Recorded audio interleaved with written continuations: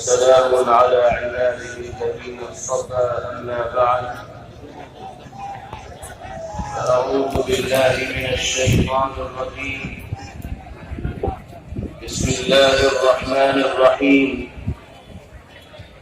إن تنصروا الله ينصركم ويثبت أقدامكم صدق الله مولانا العلي العظيم.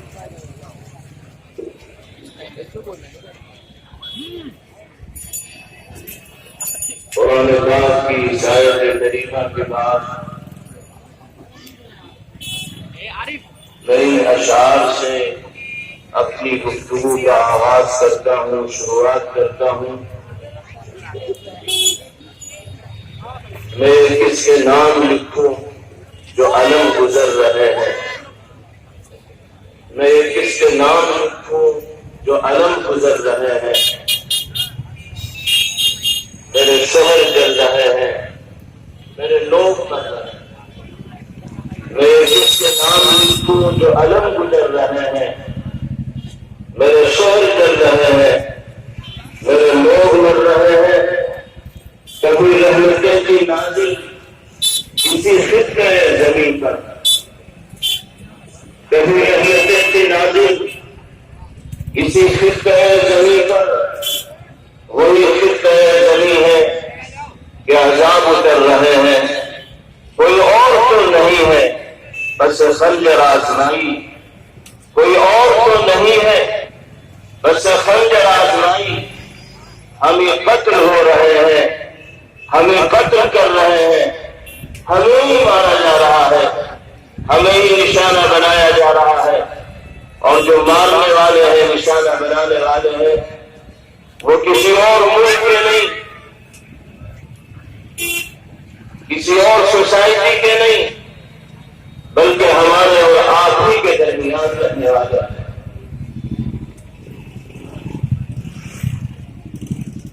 دیوبند کی اس تاریخی سرزمین کے عیدگاہ میدان میں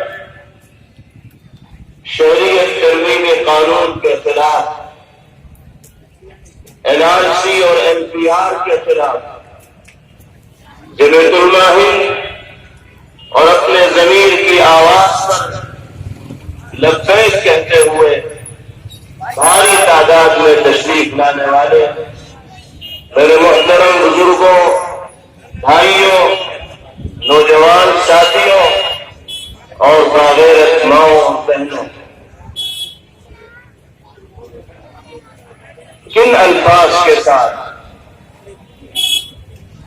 آپ کے جذبات کو سلامی دی جائے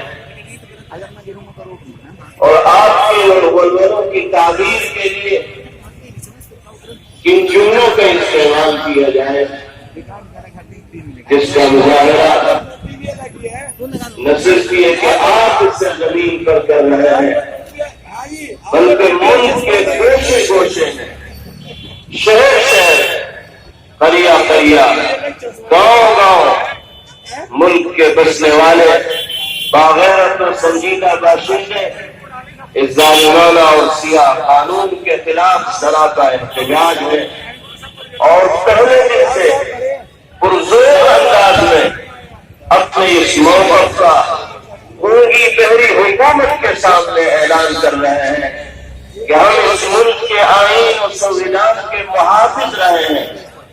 آج بھی اگر کوئی طاقت ملک کے آئین اور سنویدھان کے ساتھ کھلواڑ کی کوشش کرے گی، ایسے قانون بنانے کی کوشش کرے گی جس سے ملک کے سنویدھان و آئین کو خطرہ ہوگا، تو مسلمان ہی نہیں بلکہ اس ملک کا ہر محب وطن شہری ان سنویدھان وروھیوں کے خلاف اور آئین دشمنوں کے خلاف میدان عمل کے اندر آئے گا اور پرزور انداز میں مذمت کرے گا اور قرآن طریقے سے ملک کے آئین و سنویدھان کی حفاظت کے لیے عملی نمونہ ملک میں بسنے والے لوگوں کے سامنے پیش کرے گا.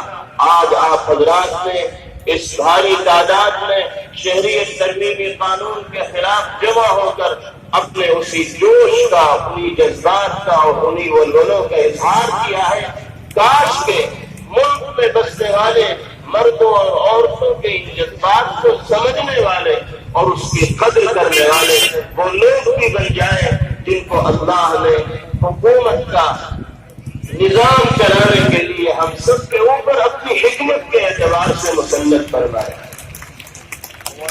آپ جانتے ہیں کہ آج کل ہمارا ملک تاریخ کے کس نازک دور سے گزر رہا ہے۔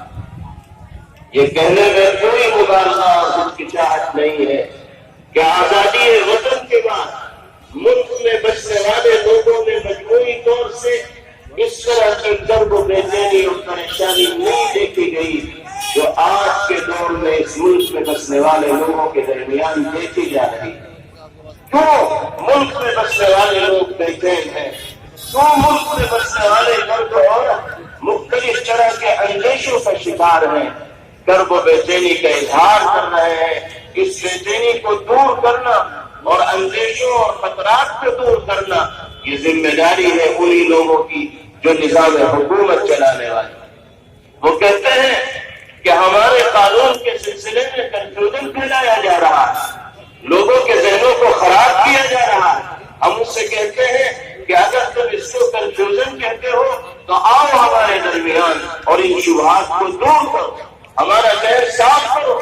تم کہتے ہو کہ وپکشی طاقتوں نے ملک میں بسنے والے لوگوں کے ذہنوں کو خراب کیا ہے۔ اگر وپکشی طاقتیں ہمارے ذہنوں کو تمہارے کہنے کے مطابق خراب کر سکتی ہیں تو تم تو اقتدار میں ہو، حکومت تمہاری ہے، نظام تمہارے پاس ہے، سپاہی تمہارے ہے۔ مذہب سے تعلق رکھنے والے لوگوں کے بھی خلاف ہے۔ آج اگر ان کو اپنے خلاف یہ قانون محسوس نہ ہوتا ہو، آنے والے دنوں میں ان کو خود احساس ہو جائے گا کہ قانون کس طرح ان کے حقوق کو سلب کرنے والا اور چھیننے والا۔ ہم اس ملک کے شہری ہیں اور ملک کے آئین نے اور دستور نے ہمیں یہ حق دیا ہے کہ ہم پرامن طریقے سے اپنے حقوق کو حاصل کرنے کی کوشش کریں۔ پرامن طریقے سے اگر حکومت آئین کے خلاف کوئی قدم اٹھاتی ہے تو اس کے خلاف میدان عمل کے اندر آئیں، احتجاج درج کرائیں۔ ملک کا قانون ہمیں پرامن طریقے سے احتجاج کرنے سے نہیں روک سکتا۔ مسلمان ہو یا دیگر مذاہب سے تعلق رکھنے والے لوگ ہوں، اگر وہ حکومت کے اس فیصلے کے خلاف میدان عمل کے اندر ہے تو وہ اپنے اسی آئینی اور جمہوری حق کا استعمال کر رہے ہیں۔ ملک کے باشندوں کو اس جمہوری حق سے استعمال سے روکنا یہ خود سنویدھان اور آئین کے خلاف ورزی ہے۔ ہم حکومت سے جہاں بجاؤ چاہے تو نہ بجاؤ کہنا چاہتے ہیں کہ انگریزوں کی راہ پر چلنے کی کوشش مت کرو۔ اگرچہ تمہارا انگریزوں سے پرانا رشتہ ہے، ہمیں تاریخ یاد ہے اور تاریخ کی کتابوں کے پنے گواہ ہیں، اوراق گواہ ہیں کہ تمہارے آقاؤں نے اس وقت بھی انگریزوں کی کاشالوسی کی تھی، انگریزوں کے آگے پیچھے گھومنے کا کام کیا تھا۔ جس وقت ہمارے پروج اور ہمارے بزرگ انگریزوں کے خلاف میدان کے اندر ڈٹے ہوئے تھے اور شیشہ پلائی ہوئی دیوار کی طرف کھڑے ہوئے،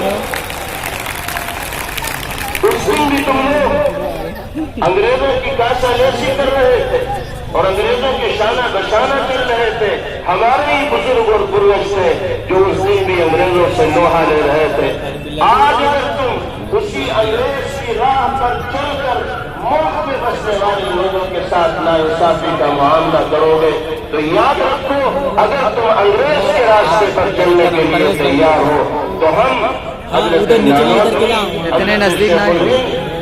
مدنی اور سلطان ٹیپو شہید علیہ الرحمہ کے راستے پر چلنے کے لیے اگر تم فرنگیوں کے راہ پر چلنے کے لیے تیار ہو تو ہم بابا صاحب امبیڈکر اور مہاتما گاندھی کے اہنسا کے راستے پر چلنے کے لیے تیار ہے۔ یہ وہ نام ہے جنہوں نے انگریز کے سامنے کبھی گھٹنے نہیں ٹیکے، انگریزی حکومت سے کبھی مغلوب نہیں ہوئے، انگریز سے مقابلہ کرنے میں کبھی میدان کو انہوں نے نہیں چھوڑا۔ آج بھی اگر ہماری حکومتیں इन فرنگیوں اور انگریزوں کے راستے پر چلنے کی کوشش کریں گی تو ہم اپنے بزرگوں کے نام لیوا جن کا خون آج بھی ہماری رگوں کے اندر دوڑ رہا ہے، ہم ان کے خلاف بھی میدان عمل کے اندر آئیں گے، اور ہمیں اللہ کی ذات سے امید ہے جس طرح ہمارے بزرگوں کو کامیابی ملی تھی انشاءاللہ ہمیں اور آپ کو بھی کامیابی ملے گی۔ مایوس ہونے کی اور نا امید ہونے کی قطعاً کوئی ضرورت نہیں، اللہ کی ذات بہت بڑی ہے۔ اگر اللہ کی مدد شامل حال ہوگی، اللہ کا کرم اور فضل ہمارے ساتھ رہے گا تو دنیا کی کوئی طاقت ہمارا بال بیٹا نہیں کر سکتی۔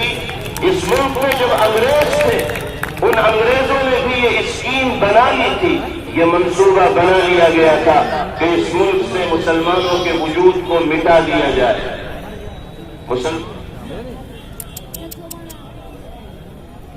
اڑ گیا۔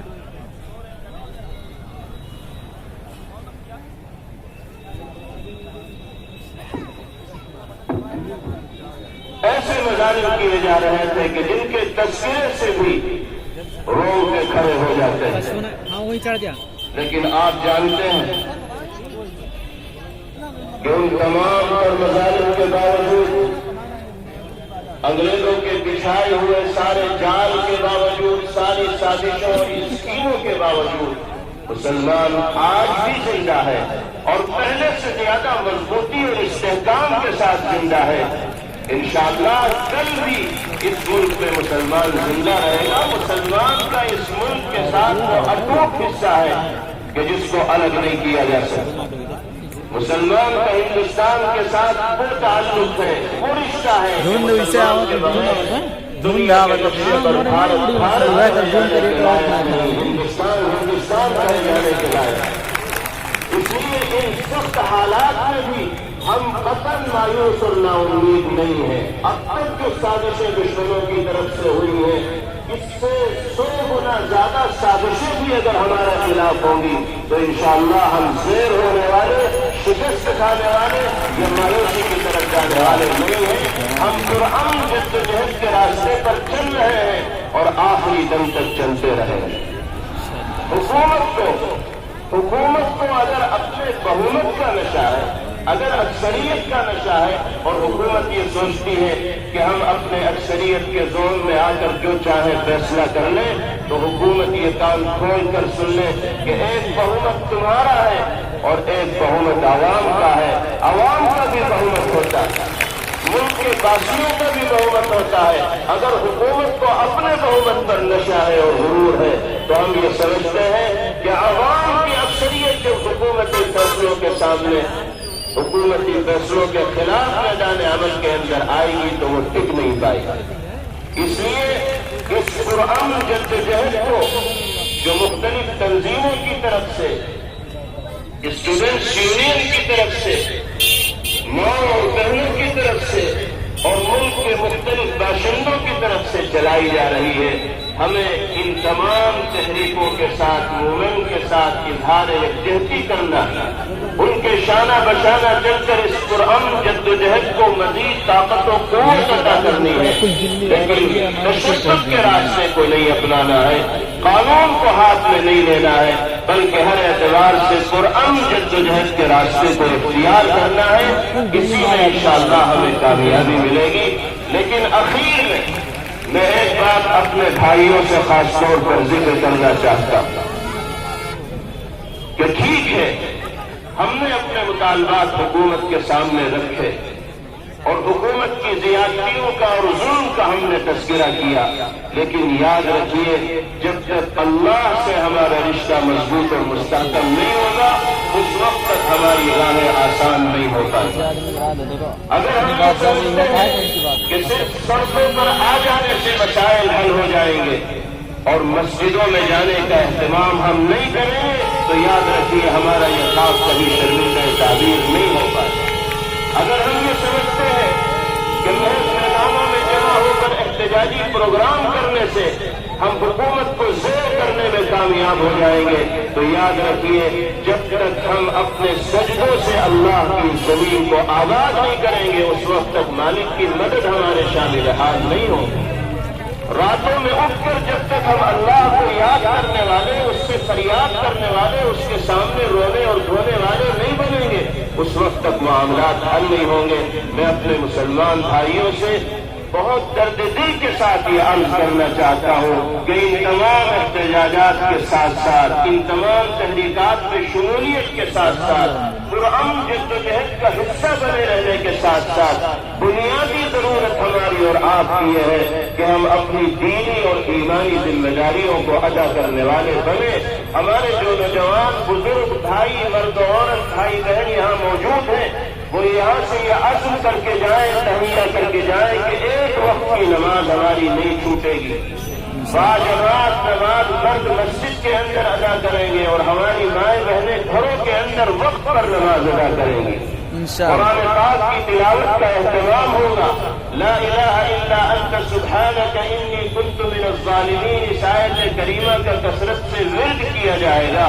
درود پاک کا نذرانہ ہماری زبانوں پر ہوگا۔ پھر دیکھیے اللہ کی مدد کیسے شامل حال ہوتی ہے۔ میرا مالک وعدہ کرتا ہے ان تنصروا اللہ ینصرکم وَيُثَبِّتْ أَقْدَامَكُمْ، اگر تم اللہ کی مدد کرو گے تو اللہ تمہاری مدد فرمائیں گے اور تمہارے پیروں کو جما دیں، تمہیں ثابت قدم فرمائیں گے۔ اور اللہ کی مدد کا مطلب اللہ کی راہ پر چلنا ہے، اللہ کے دین پر چلنا ہے، اللہ کے بتائے ہوئے نظام کے مطابق زندگی گزارنی ہے۔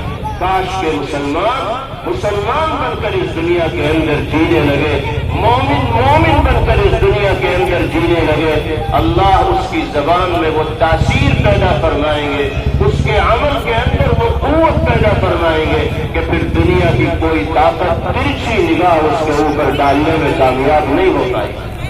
اللہ ہمیں سچا پکا مومن و مسلمان بنائے۔ میرے بھائیوں اور بہنوں، یہ عزم و ارادہ لے کر ہمیں یہاں سے جانا۔